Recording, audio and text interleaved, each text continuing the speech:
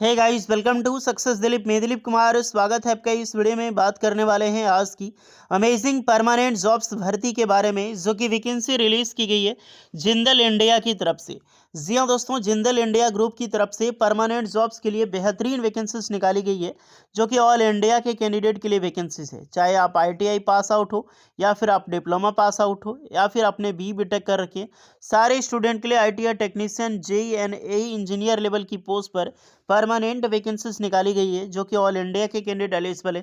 That is great opportunity. जितने भी student eligible है, मौका मत छोड़ना, क्योंकि एक बार फिर से और बहुत दिनों के बाद वैकेंसी जिंदल ग्रुप से निकाली गई है। जिंदल ग्रुप में भी आपकी जिंदल फिल्म प्रोडक्ट लिमिटेड से निकाली गई है, जो कि हम डिटेल में बात करेंगे डिपार्टमेंट के बारे में। तो चलिए शुरू करते हैं, स्टार्ट करते हैं। आगे बढ़ने से पहले चैनल पे अगर आप नए हैं, so please do subscribe and hit the bell icon, ताकि इसी तरह latest government jobs and private jobs की इन्फॉर्मेशन आपको हमेशा मिलते रहे। हम स्टेप बाय स्टेप प्रोसेस बताएंगे, फॉर्म कैसे भरनी है, कौन कौन सी ट्रेड एंड ब्रांच के लिए वैकेंसीज है, एलिजिबिलिटी कंडीशन क्या है, कैसे आपको ये नौकरी मिलने वाली है, एंड सैलरी प्रोस्पेक्टस के बारे में। तो जितने भी स्टूडेंट, आप अपना ट्रेड, अपना ब्रांच हमें ज़रूर कमेंट करके बताएं।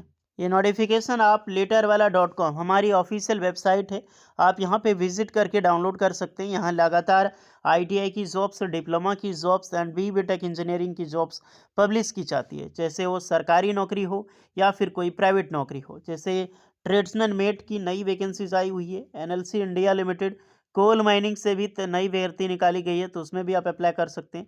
LNT की तरफ से सरकारी नौकरी निकाली गई, आई मीन परमानेंट नौकरी निकाली गई है, वहाँ पर भी आप अप्लाई कर सकते हैं। तो निरंतर जॉब्स अपडेट मिलती है यहाँ पे। जितने भी स्टूडेंट हैं, लेटर वाला गूगल पे सर्च करके आप वहाँ पे विजिट ज़रूर करें। बात करते हैं न्यू नोटिफिकेशन जिंदल इंडिया की तरफ से जो निकाली गई है। जिंदल इंडिया एक ग्रुप है, इसके अंडर में बहुत सी बड़ी कंपनी, डिपार्टमेंट है जो कि मर्ज है। जैसे कि जिंदल फिल्म प्राइवेट लिमिटेड। अब ये फिल्म प्राइवेट लिमिटेड मतलब ये नहीं, यहाँ पे फिल्म बनाए जाते हैं। एक बहुत बड़ा प्लास्टिक मैन्युफैक्चरिंग की कंपनी है जिंदल इंडिया, इसको लीड करती है। और इसी के अंडर में जो प्लास्टिक मैन्युफैक्चरिंग, गुड़गांव हरियाणा, यहीं से परमानेंट जॉब्स के लिए वैकेंसीज निकाली गई है, जो कि एक बेहतरीन वैकेंसीज है। तो ये पोस्ट निकाली गई है डायरेक्टली HR डिपार्टमेंट की तरफ से। रेशमा यादव, जो कि जिंदल JPF जो अभी बताई, Jindal poly film India limited, इनके HR हैं, और ये इन्हीं के द्वारा नोटिफिकेशंस रिलीज की गई है, जो कि हम डिटेल में डिस्कस करेंगे। देखिए गाइस, ये पब्लिश की गई है लिंक्डइन पे।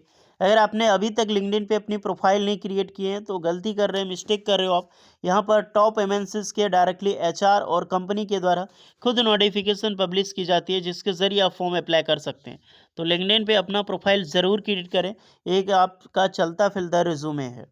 यहीं पर देख सकते हैं, इन्हीं के द्वारा बिल्कुल न्यू नोटिफिकेशंस निकाली गई है 10 घंटे पहले। Notifications join now, the walk in interviews are organised JPFL film private India limited, जिसकी Nashik. Contact to more details. अब बात करते हैं इनके बारे में, नोटिफिकेशंस के बारे में। ध्यान से देखिएगा, आपको CV कैसे भेजनी है, कैसे पार्टिसिपेट करना है, कौन कौन सी ट्रेड एंड ब्रांच एलिजिबल होंगे, A to Z इन्फॉर्मेशन आपको उसी के जरिए मिलेगी। वैकेंसीज है excellent career walk in JPFL जो रिक्रूटमेंट है, वॉक इन इंटरव्यूज के बेसिस पे सिलेक्शंस होगा। और यहाँ पर वेरियस पोस्ट, जो कि थर्सडे इसका इंटरव्यू होने वाला है 19 दिसंबर 2024 को। तो सभी कैंडिडेट के लिए पास आराम से टाइम है, 9 बजे से लेकर 5 बजे के बीच में इसकी इंटरव्यू चलने वाली है। अब बात करते हैं पोस्ट पे। अप्लाई करने से पहले पोस्ट पे डिस्कस करेंगे। पोजीशंस यहाँ पर मेंशन है, ये डिपार्टमेंट, किस किस डिपार्टमेंट में आपकी जॉब लगेगी। यहाँ पर क्वालिफिकेशन एंड एक्सपीरियंस, एक्सपीरियंस देख के घबराना नहीं है आपको। चलिए बात करते हैं। पहली रिक्रूटमेंट वेंडर ऑपरेटर या फिर सीनियर ऑपरेटर की पोस्ट यहाँ पर निकाली गई है। नेक्स्ट से देख सकते हैं सिल्टर ऑपरेटर, एसर्स में रिक्रूटमेंट। फिर आपकी ऑपरेटर में सीनियर ऑपरेटर, एरमा operator, fitter technician, boiler operator. उसके बाद है ऑपरेटर या senior operator, shift engineer, senior engineer, shift engineer. Shift engineer की बहुत सारी वैकेंसी देखने को मिलेगी। शिफ्ट इंजीनियर ये JEE लेवल की पोस्ट है, यही ये जूनियर इंजीनियर की पोस्टें हैं। और जितने भी ऊपर दिखाई दे रही है टेक्नीशियन, ये एक ITI टेक्नीशियन की पोस्ट है। ओके, अब यहाँ पर सारी पोस्ट मिलेगी, जैसे कि वेंडर ऑपरेटर, यहाँ पर ITI। तो अप्रॉक्सीमेटली जो फिटर टेक्नीशियन तक है, यहाँ पर सिर्फ ITI के कैंडिडेट अप्लाई कर सकते हैं। अब बात रही कि ट्रेड कौन से अप्लाई कर सकते हैं, तो देखो एक सीट मेटल वर्कर का ट्रेड आता है। उस ट्रेड से अगर आपने ITI किए हैं तो बिल्कुल अप्लाई कर सकते हैं। बुक बाइंडर की रिक्रूटमेंट है, बुक बाइंडर में जो ट्रेड है वो अप्लाई कर सकते हैं। बाकी बाद इलेक्ट्रिशियंस के कैंडिडेट, इलेक्ट्रॉनिक मैकेनिक के और फिटर के एंड वेल्डर के, तो जो ट्रेड का मैंने नाम लिया वो सारे ट्रेड के कैंडिडेट इस फॉर्म को अप्लाई आराम से कर सकते हैं। बॉयलर ऑपरेटर की ट्रेड है, इसमें second class and first class की डिग्री है, आप आईटीआई हो, डिप्लोमा हो, डज नॉट मैटर, आप बिल्कुल यहाँ पर अप्लाई कर सकते हैं। कोई दिक्कत की बात नहीं है कि कोई बॉयलर ऑपरेशंस का ट्रेड होता है आईटीआई वालों के लिए, डिप्लोमा के लिए भी। एक है यहाँ पर देख सकते हैं ऑपरेटर में, इसमें भी वेल्डर एंड फिटर के ट्रेड एलिजिबल होंगे। फिर जितने भी शिफ्ट इंजीनियर, जो इंजीनियर हैं, इसमें आप डिप्लोमा हो या बी बीटेक हो, मैकेनिकल और इलेक्ट्रिकल, ये दोनों ब्रांच के कैंडिडेट अप्लाई यहाँ पे कर पाएंगे। ओके, समझ आ गई। बेसिकली ये मैकेनिकल एंड इलेक्ट्रिकल डिपार्टमेंट है, तो जो भी मैकेनिकल डिपार्टमेंट से या फिर मैकेनिकल इंजीनियरिंग आपने किया हो, मेटलर्जिकल इंजीनियरिंग, इलेक्ट्रिकल इंजीनियरिंग, तो बिल्कुल आप इस फॉर्म को अप्लाई कर सकते हैं।